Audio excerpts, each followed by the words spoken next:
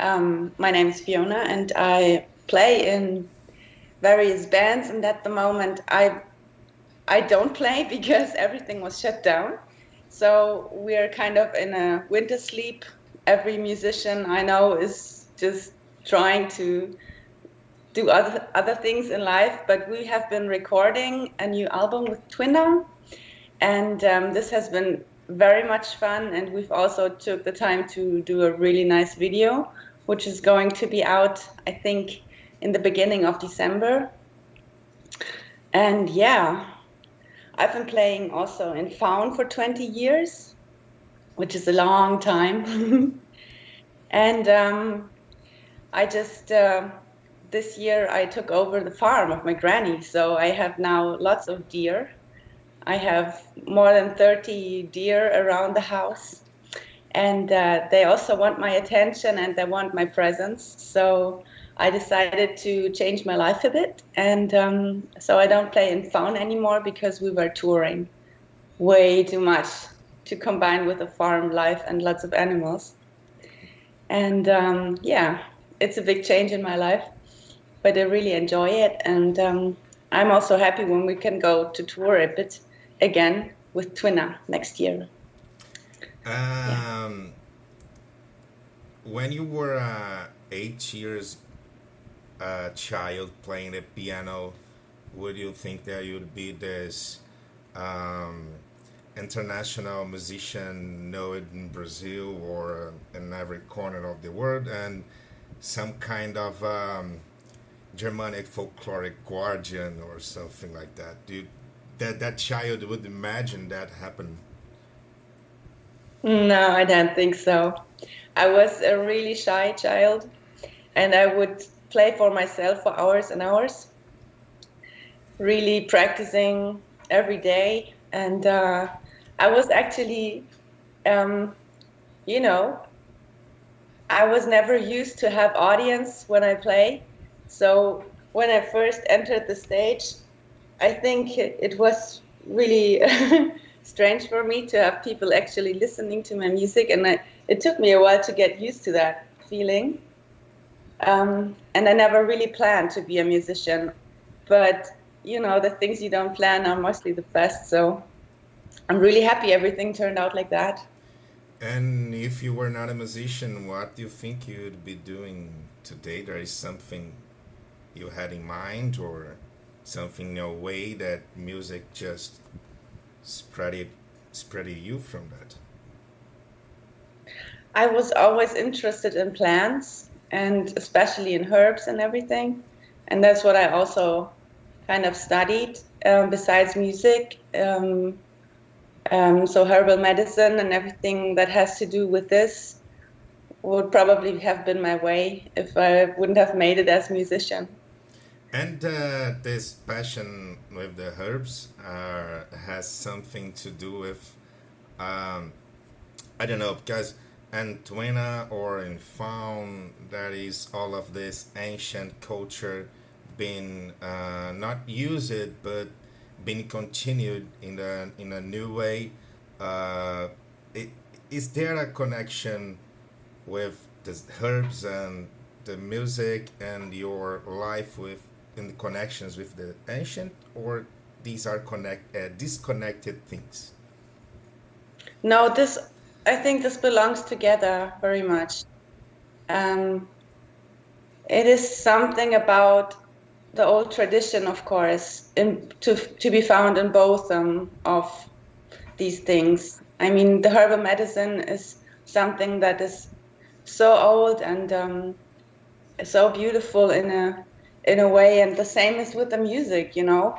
Um, and also, always when I play music, um, I have the feeling of giving something that is doing good to people, like that is like curing the heart, or just touching souls. And this is maybe the connection with the herbal medicine I feel. Yeah. That's great because one of the questions a friend have done for you is just asking what kind of feeling you want to give people when playing or singing. I mean, you have mainly three projects. I mean, you have Fiona and Tvinna and Faun. You have your. This feeling is the same for any of these projects. Always just giving good to people through music. Yeah, with Tvinna, it's one step further to me, because Tvinna not is not always a pleasant style of music. It can sometimes also, because we have a metal drummer and also a metal guitarist in the band, it's more full on music. So it's more expressive, and it also wants, I think, to encourage people to not always be nice, maybe to step out of politeness sometimes and to look at the dark themes. But also this is something that can be freeing to, to anyone, I guess. Yes. Um, Tvinna translates itself in a kind of a circle of women that today continues the job of their ancient, maybe taking the threads woven till now and through music continuing making these together and I mean spreading some kind of word as you say bringing light to the shadows at some times in ancient history women had to hide themselves and keep their secrets so they're not be hunted. And I don't want to ask you how important it is to spread this kind of word, but because I don't think it's questionable. But for you, how important it is to take women nowadays to bring them to this circle and make this circle bigger and stuff like this. Yeah, the thing about the women's circle is also something that came to came to our mind and our like perception because we were actually women finding each other and want to make music together, and all of this topic bringing up a female band is very unusual because usually you only have one female person and the rest is all guys. So this is a special thing, and we also used to have two women in Faun always, and now we're three in Tvinna. And it's just a different kind of energy, and it's some kind of trusty atmosphere amongst us. And it's really nice also now to have taken the boys in the band, so they're really, it's really hard to explain. I think that there is still some space for women to step out because nowadays we have the situation that many women, I don't know how it's in your country, but many women just are also trapped in this kind of crazy everyday work schedule and having kids at the same time and things like this, and all of this topic of emancipation turned out to be something of which I'm sometimes not really sure if it was really helpful or if it is a step forward to make like every human being just a work slave in sense of the global economy. So this is definitely one aspect of this, to remember of the female energy that is just, keeping the space for people to, to feel good, give back some worth to the female kind of energy. But also show that the female kind of energy is not only something really soft, but it can also be really strong. And I think there is also some wild feelings about being a woman, and it's really beautiful to discover this amongst our circle and then later on to show it to the audience. Yeah. Yes, I can totally understand you in some way, of course. I'm not a woman. But here in Brazil, we have a really complicated situation with that too. So,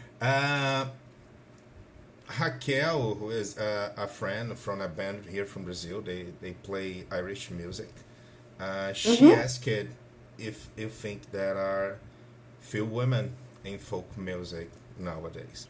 Yeah, there are few women. I mean, probably one of the reasons is that touring and having kids is not always easy to combine, you know.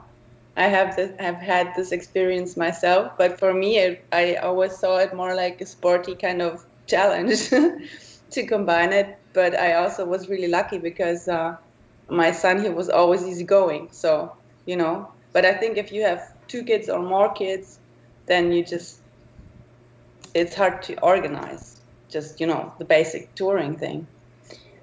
And also, what I heard lately was really interesting because when we had the video shoot with Tvinna, we worked with two actresses and they're actually studying arts in Berlin. And they told me that you kind of get taught nowadays that as soon as you're a mother, you won't be taken serious as artist. So this is kind of what the teacher tells them. Just don't get kids because otherwise you won't be, you know, taken serious as artist because you're kind of, I didn't really get it, but it seems to be a thing. Um, but yeah, this was something I was wondering about still a bit because I've never had this feeling that motherhood makes you less, you know, less respectable or I don't know. I mean, the opposite is actually the case. I think, you know, if you experience giving birth, it makes you really strong and gives you a total different view on the world and everything. Like, um, I don't know, but I think it's mainly the organizational problem with women and touring. Oh, yes, that's not a good thing. I mean, that's the same problem with general jobs and people, Yeah. employers that say if you have a child, you don't have time for your job, or if something happens to your child, you have to go running home and take care of a child. And I mean, it's all wrong. And okay, that's Yeah. not. No, that's not I okay. But think for I me it was understood it. really easy. I never had a problem, and I also had a band who supported me. You know, they were making it possible that I could, for example, travel with train always when they were in the band, and I would just take the train, so my kid could be running around all the time. You know, I was traveling with train to Hungary and Spain. You know, we've done all that, and it was good fun. I think. And now my son is kind of grown up. He's bigger than me. I think one head taller, and you know, he he's different than other kids. I think he's just more cosmopolitan or something. You said that he's taller than you. Um, one of my friends sent a one question, making she asking how she can be like you when she grow up, and another friend said, okay, when we grow up, cause she is really tall. And how high are you? I'm 1 meter and 75 centimeters. So All I'm right, kind of now tall for a woman, I think. okay. Not too. Uh, and answering Giselle, the girl, what she has to do to be like you when she grow up. One thing about being tall is also it's really nice if you wear high heels then, because then you're like extremely tall, and I kind of like that sometimes. Yeah, to your other question, I really don't know. No, it's fine. But It's a funny that is question. there is something that there is a girl, Raíssa Abarda. She's a bard here in Brazil, and she sings. And also Raquel, they made some kind of a same question. Um, you as a multi instrumentist or something Mhm. like that. Um, can you make connections between these instruments and the music, and maybe give some kind of a tip for people who is trying to begin with music and they're trying to they are trying new instruments, or they are afraid of instruments. They are trying to pick some that will fit to their gift or something like that. Do you have a tip that connect all instruments and that make it easier to learn it? Yeah, I think so. Because when I started to play more and more instruments, I realized that once you have a feeling for music, it's really not the thing to try out a different instrument. It's more about the general approach to music, and then you find a different instrument and you will find a way how to, of course, learn a little bit about the technique, but then the music that comes out of my bagpipe or the music that comes out of my piano or whatever I play is of course different, but it has always the same scent, and it has always kind of a similar feel to it. And I guess this is just something from my character that flows through the music I do, no matter what instrument it is. And I'm pretty much an autodidact, so I never had a teacher in bagpipe, for example. And I just always advise to people just to relax, you know. You don't have to be perfect. You don't have to do things like other people do. Just put on your favorite piece of music you want to learn and just play to it as long as you like, until you feel some kind of, okay, I can hook up to that piece of music, and maybe then try the next one, and so you get better. Um, I don't know. um, it's easier than most people think. I think most people have, when before they start music or while they want to play music, they feel it's maybe really difficult. But I think in fact it's not so difficult. It's just a thing about relaxing and, you know, just finding out what you like, you know. Understanding music without pressure, maybe something like that. Yeah, That's something like that. I mean, and Tvinna, and you, the band itself, it doesn't use on instruments. We can hear sounds of maybe nails or wood sticks or rocks and water, Hmm. and and I mean, there is nothing beyond the feeling of bringing all of these together to make a great sound. So there is not an instrument that has been built to make these sounds, but they are all together. So maybe it's only about the music and not about the instrument. Yeah, you can use anything as instrument, really. Um, you know, especially in South America. I was also traveling South America a lot. And I really love when people just get on the streets and they have some pots or, you know, anything and just start drumming and dancing. We talked about a little bit about ancient culture being used in music in life today, but do you have some religious connection with that?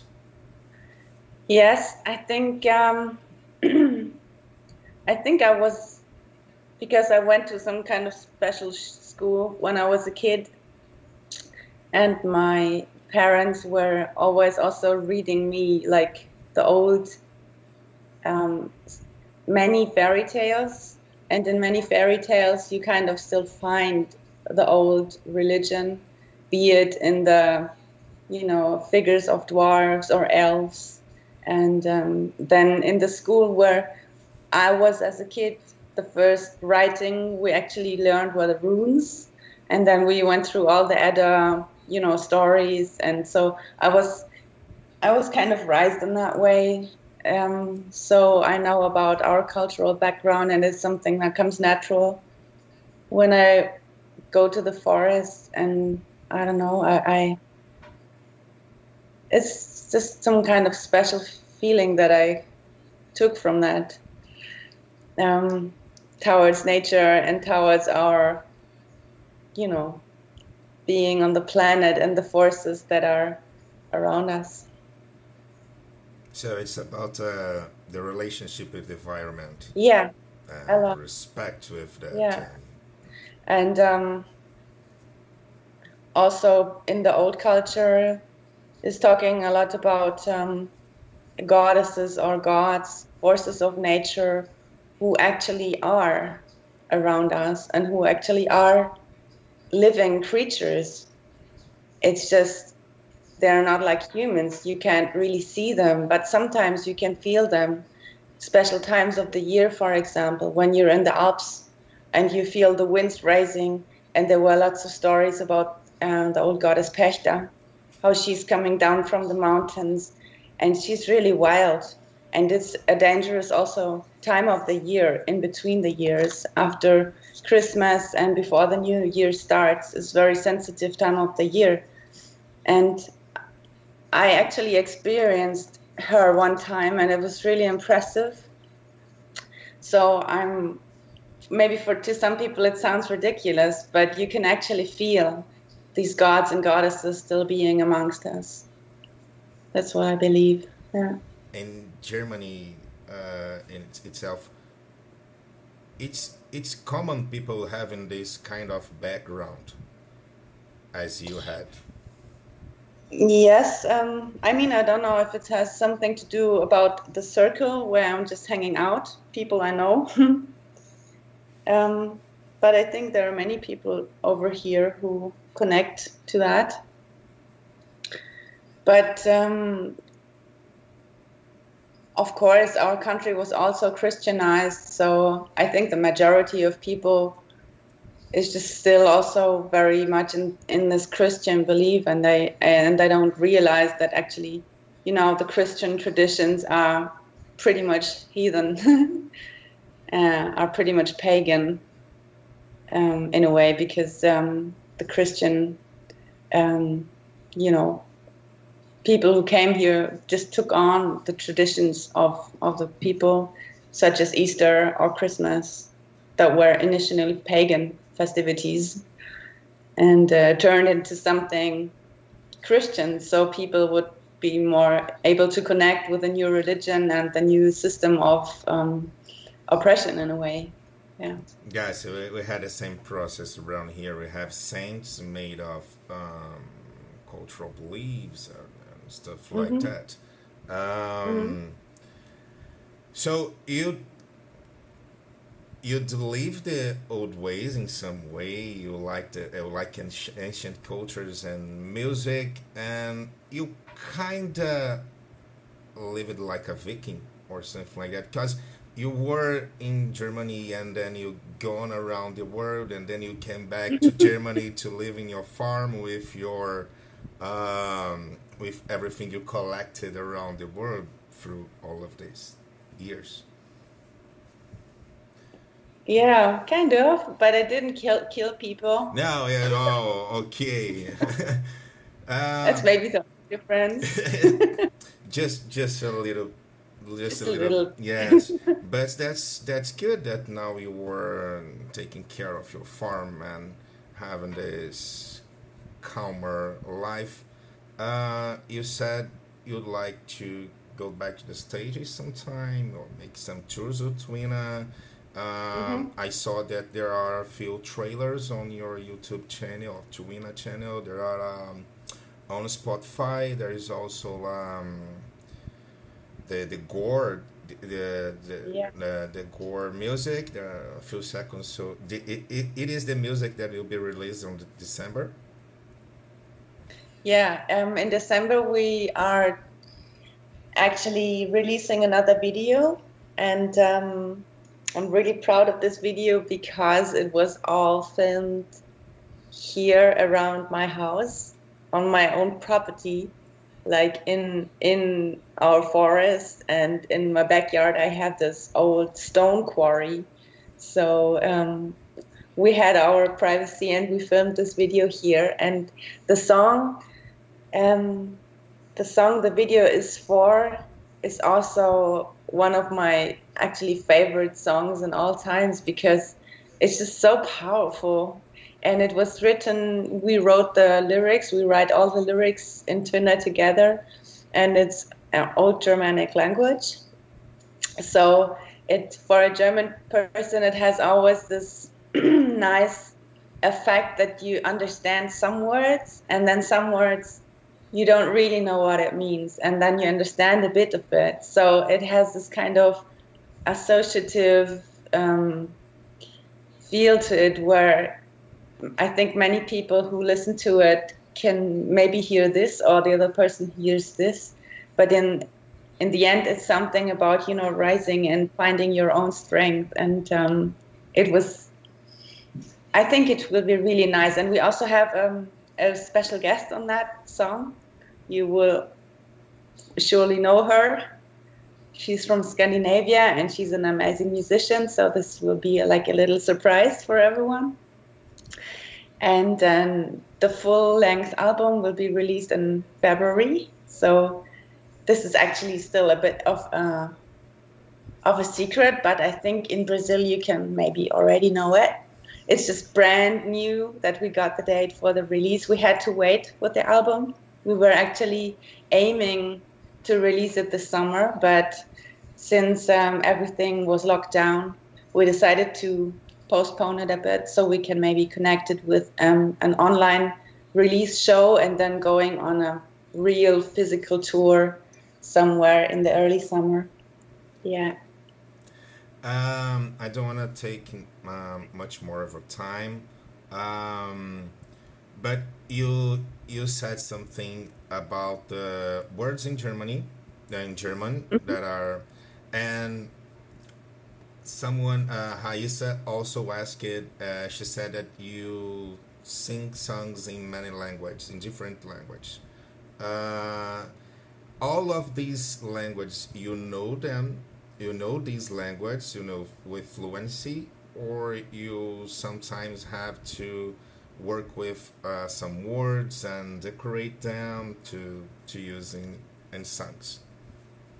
Mm-hmm. I mean, we don't, of course, speak fluent Old Germanic language, but many words have the same root. So if you have a German word and you find it in the older version of German, you can still see it's the same word. It's just pronounced a little bit different. Or maybe sometimes a word from old times has evolved to now have a more specific meaning, or is not used now so much, but you still kind of know it. So sometimes, of course, you have to look up words, and sometimes you have some kind of intuitive understanding. And the same is also happening if you, for example, write songs in Old Norwegian, because Old Norwegian is pretty familiar or connected to a German dialect called Plattdeutsch, which also is a regional Old Germanic dialect that is still spoken by some people.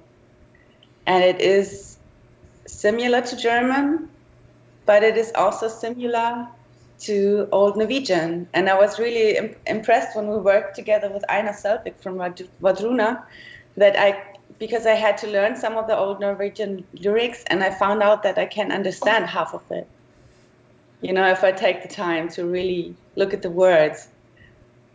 And so this is beautiful. I got a feeling for this family of languages that nowadays are different languages, but in fact it's just all the same. It's like, you know, Danish and Norwegian and Netherlands and also Swedish and you know, and Icelandic too.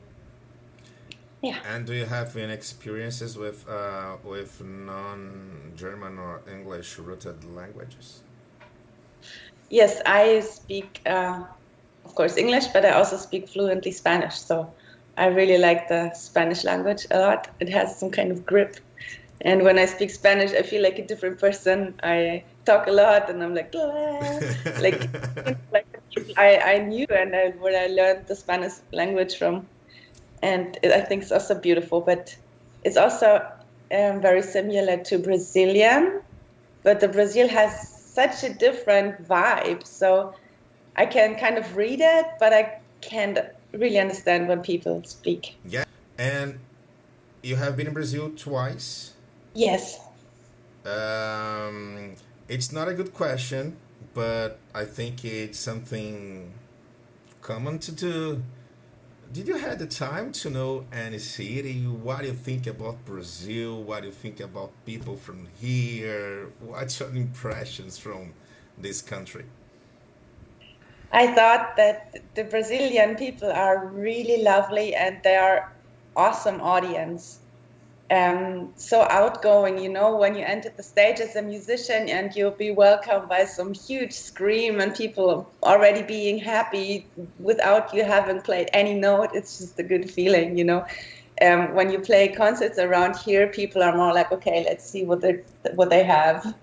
Let's wait a bit, and then you try to cheer up people. But in Brazil, you go on stage and instantly it's a good atmosphere. So we really enjoy that. And I also really like the mixture of, the different cultures interested in our music.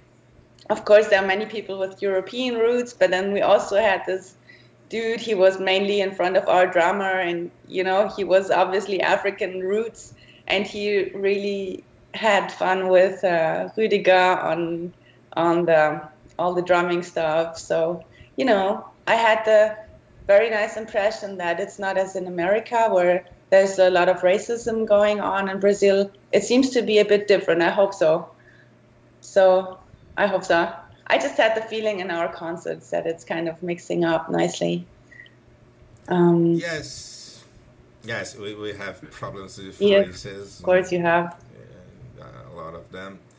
Um, well, I think I don't know if you have something you want to say more. I really don't want to take in more of your time, so I just can't thank you I about. thank you too, and I really hope that our or my way will lead me back to Brazil one day to play more shows in all of this beautiful country.